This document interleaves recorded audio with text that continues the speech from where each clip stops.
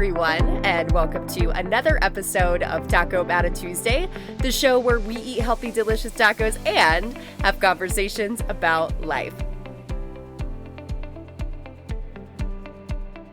The difference between an athlete and an elite athlete is that an athlete will ask what they need to do in order to succeed. The elite, however, will ask what will keep them from succeeding. This was one of the more mind-blowing things that I was like, holy crap, this makes so much sense when I was reading the book, It Takes What It Takes. And I wanted to bring that thought process back as we enter the podcast episode for this week.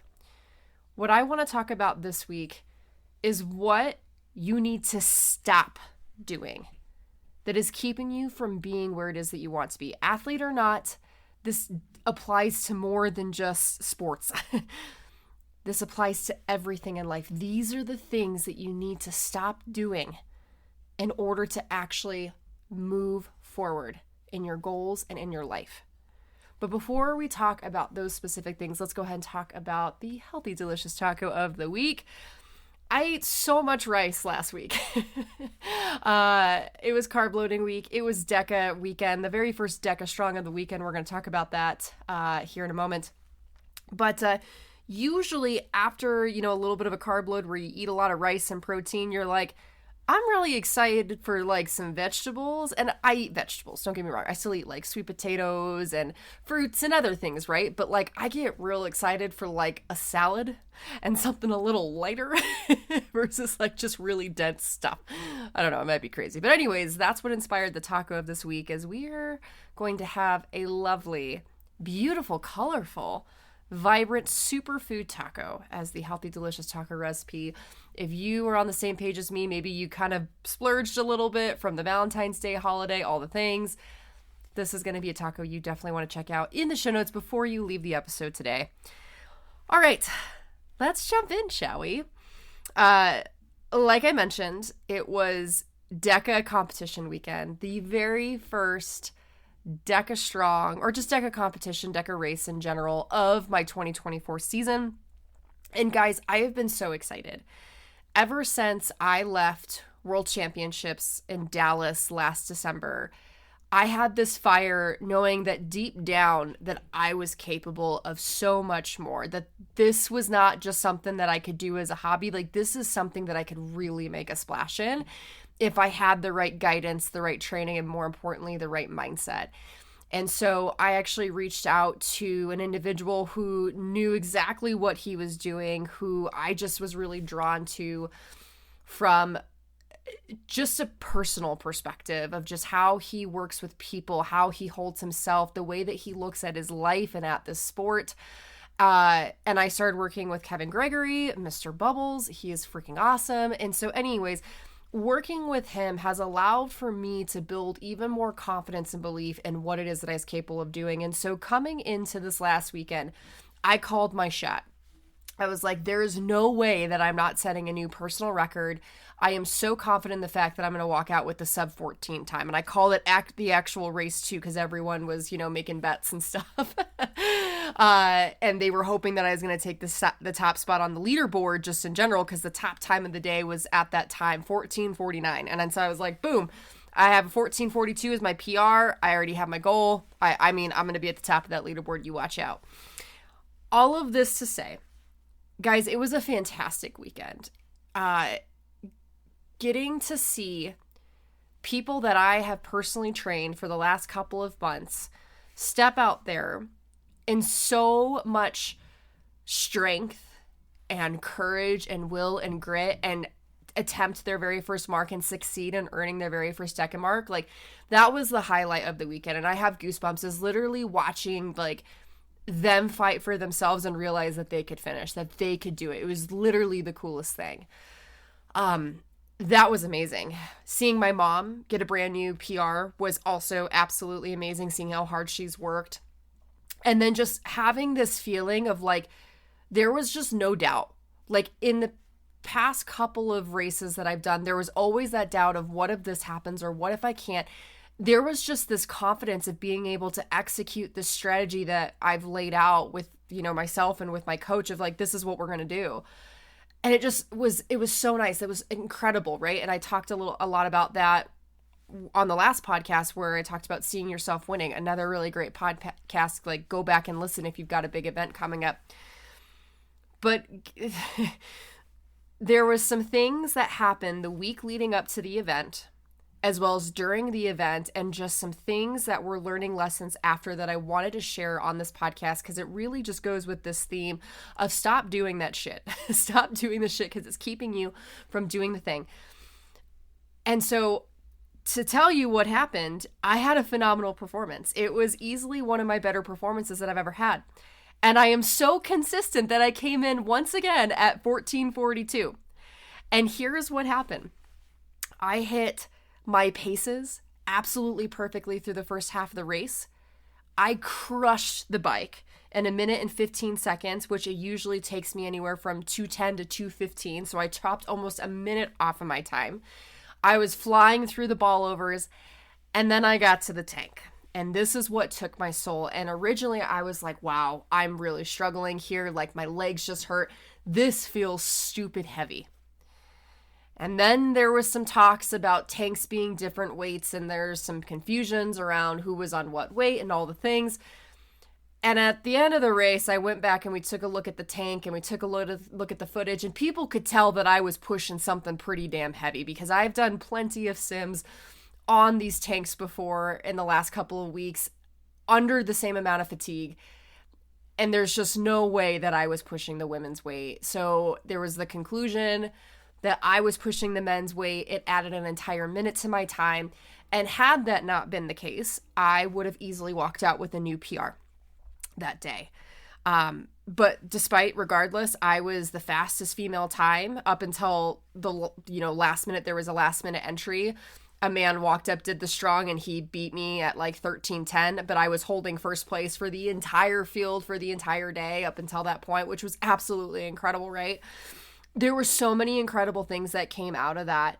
But I can tell you this, if the year, here I am with my weird words, if I would have let these things that I'm about to tell you overtake me, both in the week leading up to, during the event, and after the event, like drawing the conclusions and looking at the learning lessons and celebrating what happened, if I would have allowed for these specific things to consume me, there is no way that I would perform as well as I am capable of moving forward. There's just absolutely no way. And I think that these things are so applicable to, again, not just people that are athletes, but just people in general when it comes to life. Like, these things are keeping you from truly seeking out your potential. And quite honestly, you guys, they're robbing you from your freaking joy. So I wanted to get on the podcast and set the stage as to what inspired this, and hopefully allow for you to see, like, wow, like, crap happens, and this is how I'm going to move on. This is how I'm going to learn and keep going.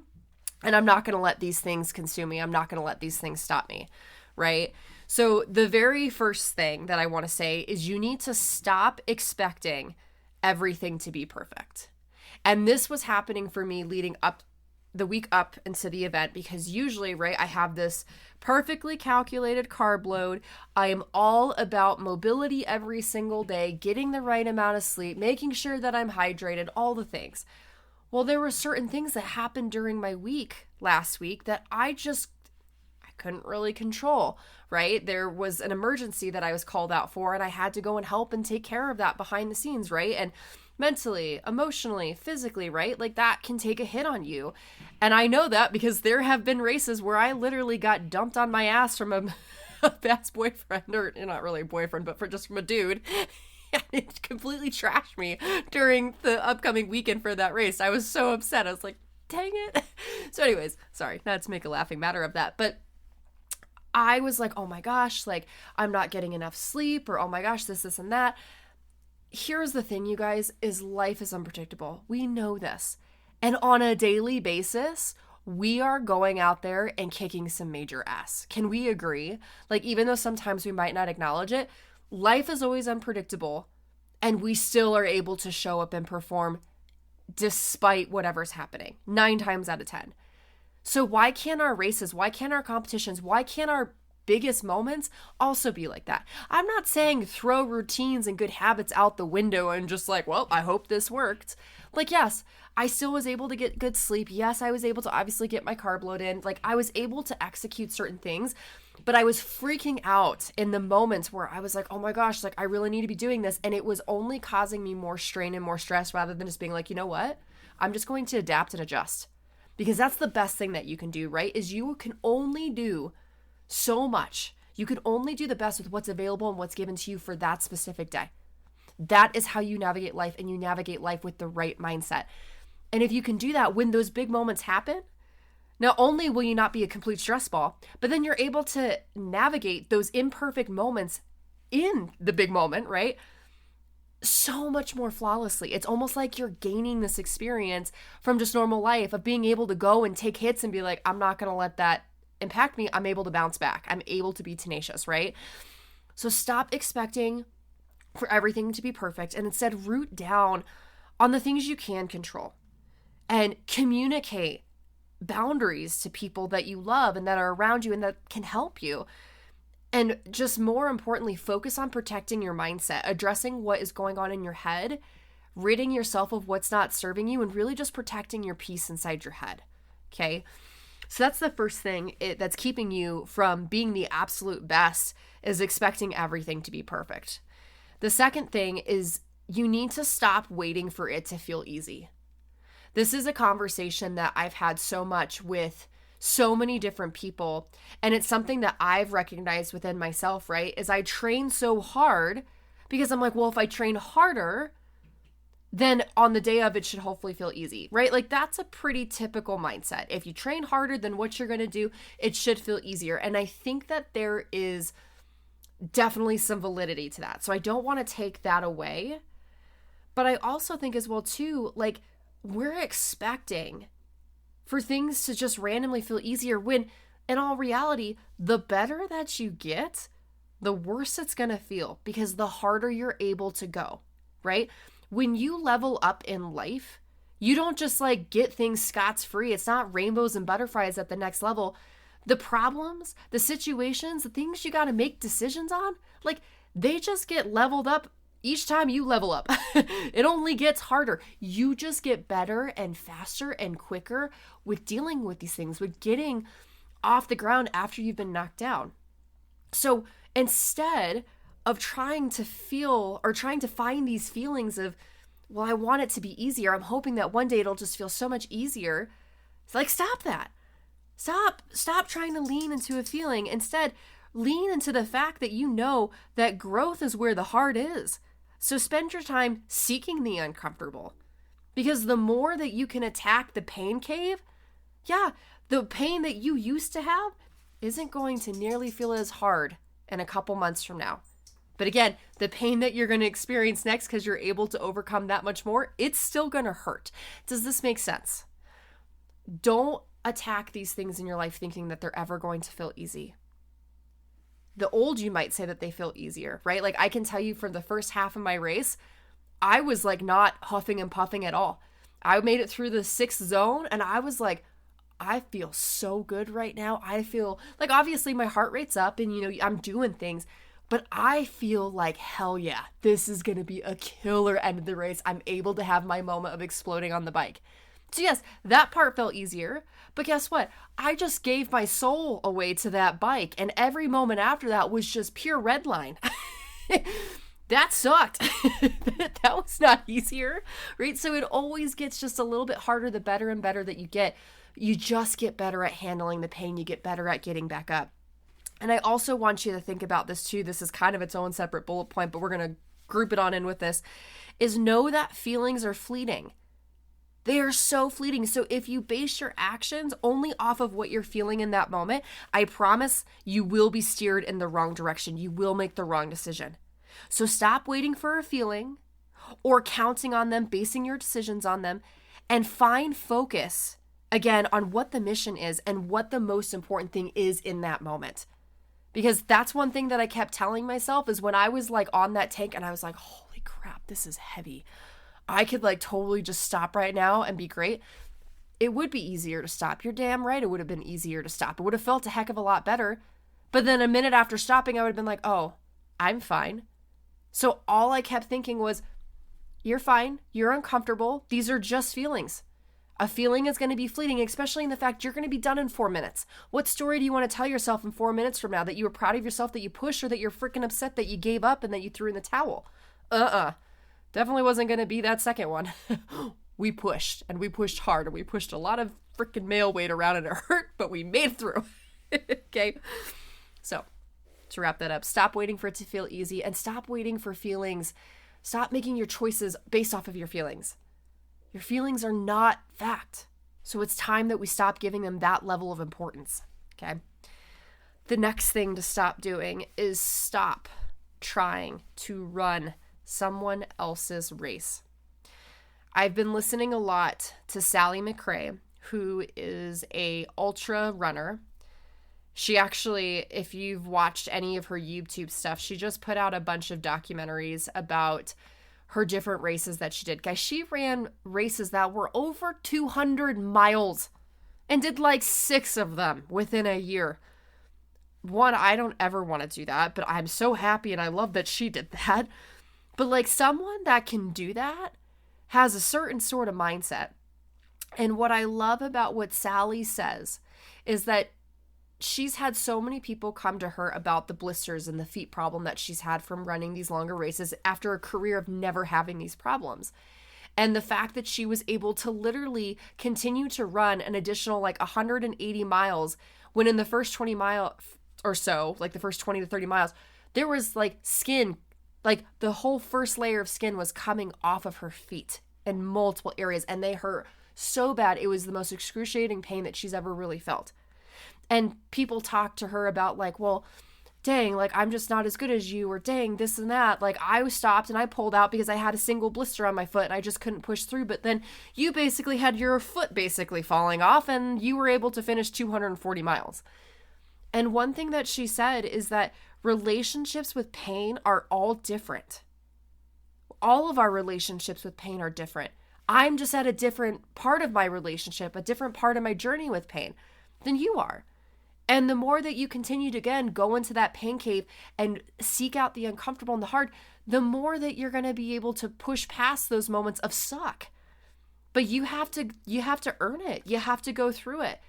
But it doesn't mean that you should compare my suck to your suck or your suck to my suck. You have to look at your own journey and look back a little bit and be like, wow, Kayla would have easily pulled out and threw in the towel the moment that it felt hard. But you know what? She just pushed the men's weight and did the dang thing and still got 1442. Talk about consistency and knowing that like she's going to crush it the next time. Like that is what I had to go to in that moment. I had to stop comparing myself to all of these women that I remember at World Championships that just like were so inspiring, and seeing these elite women all the time, all over my feeds, and just like wanting so badly to be like them. Do you want to know what that does? It literally steals all of your joy. It robs you of all of your joy, all of your wins, all of your successes. It robs you of that. And that's what it's been doing to me. And so I've stopped doing that. I stopped comparing my 1442 time that I put up this weekend to the 1442 time that I put up last June. Because if I would do that, I'd be like, well, I'm never improving. Homie, I just made that look so easy, and because of something I couldn't control, I didn't get it that day. And guess what? That's okay. But guess what? I showed I could do something that was hard. I showed improvement in a lot of other areas, and that's huge, right? And I also need to stop comparing myself as an athlete, wanting to be an elite athlete, to all of these other women that have literally lived their lives doing this, being in elite athletics since they were like the age of 15. I haven't been doing that this long. I've been doing this for a year. 3 to 4 years ago, I could barely even get off the couch. Are you kidding me? Like, the fact that I'm standing here even trying and talking about this is a freaking win. So please, whatever it takes, call yourself out and stop trying to run other people's race. And this is the next point that I'm going to go straight into because it fits so well with it, is stop trying to rush the journey. The journey is where all the magic is. Guys, trust me, it is so easy for me to be frustrated about what happened this weekend. To be like, well, dang it, like only if, like what if? If it was the right weight, I probably would have had the results right then and there, and I could have sealed my ticket to World Championships, and I could have felt really confident that I was racing elite, like I could have went on and on and on about all the stories. Well, guess what? It didn't happen. But guess what I did do? I learned, I built confidence, I was able to celebrate certain things that did happen and really lean into how life was showing up for me in that moment. Because if I would have had the results that I ideally wanted, this is probably what would have happened, right? Or what wouldn't have happened, better yet. I wouldn't have learned anything.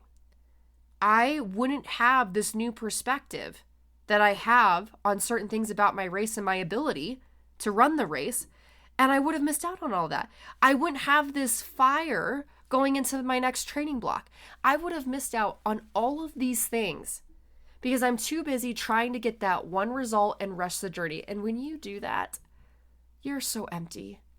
You are so empty inside because you're too busy beating yourself up on the fact that it didn't happen. And then when you finally get there, you realize it's just a number that goes up on a leaderboard. It's just one thing. It doesn't define you. It doesn't define your life. It doesn't define anything. What defines you is your ability to show up day in and day out relentlessly for your why, for your purpose. And that is the bigger thing that matters. And this is the last thing that you need to stop doing, is stop measuring your success on one moment in time. My success, my worth, my ability, none of that was measured by what I did this last weekend. Did it build confidence? Absolutely. But I'm not going to sit there and say I am any less of a person or any less of an athlete or any less capable, for that matter, because of what happened this weekend, because I didn't get what I called for or what I asked for or what I truly wanted. I have been showing myself for the last 3 months just how freaking awesome I am. And those are the moments that I'm measuring myself on. You know, what's funny is before the race, everyone kind of has their own routine, their own process. I'm someone that needs to go and get some silence. I know some people are like, I just need to be social and kind of talk and take my mind off of things. I go and I find some solitude. Usually I go and like hide in the bathroom because that's the only place where you can really get it in these situations. But I will literally go in there and I will lock the door and I will close my eyes. And I will run through all of the moments within my training that I'm like, oh my gosh, dang, that sucked. But I remember how excited I was when I overcame all of those little tokens of confidence, the things where I was like, there is no way, I never fathomed that this would ever be real life for me, that I could ever see myself actually doing this by taking the impossible workout and turning it into possible. I go back through and I think of those moments, and I definitely go all the way back to that girl that was on the couch lethargic with her mom begging her to just go on a walk. And it gets me emotional, but like I got to do a team's race with my mom. And to think that that one decision completely changed my entire life, and fast forward to today, I got to go and put up the top time in the entire world unofficially with my mom after what the situation looked like 4 years ago, and have that experience with her. Yeah, that was really cool to have that one singular moment of putting up the top time. But you know what's even cooler is looking back to the very beginning and seeing all that we did together, all the moments that we've had together, how much fun we've had, from the things that absolutely sucked to the things that stressed us out, that made us emotional and cry, to like these really fun moments of where we worked our asses off and we were able to celebrate all that we've been through. Guys, I know I'm rambling at this point now, but please give yourself the gift of celebrating yourself every day. Stop waiting for the one moment to show up, for the number to show you that you're worthy, that you are enough, because you are more than enough. And if you have a big event that's coming up or something that matters to you, please think of it with the perspective of that this is just an amazing way to test and challenge yourself so that you continue to grow and learn more about yourself. It is not the make or break. It is not the thing that's going to, again, determine your worth or determine how successful you are in life. It is merely there to set you up, to give you the lessons that you need to continue to level up time and time again. Thank you guys so much for showing up for you today. And I would hope that if this podcast truly hit home, that you are able to share it with someone that desperately needs to hear this message, or at a bare minimum, rate or review the podcast if you have the opportunity to. But thank you guys again for giving me the space to grow and learn with you. I hope that this allows for you to rid certain things from your life that are no longer serving you and take steps into what it is that you're truly capable of. Until next time, you guys, go out there, live life, do the dang thing, and I will see you guys next week for another episode of Taco About a Tuesday. See you then.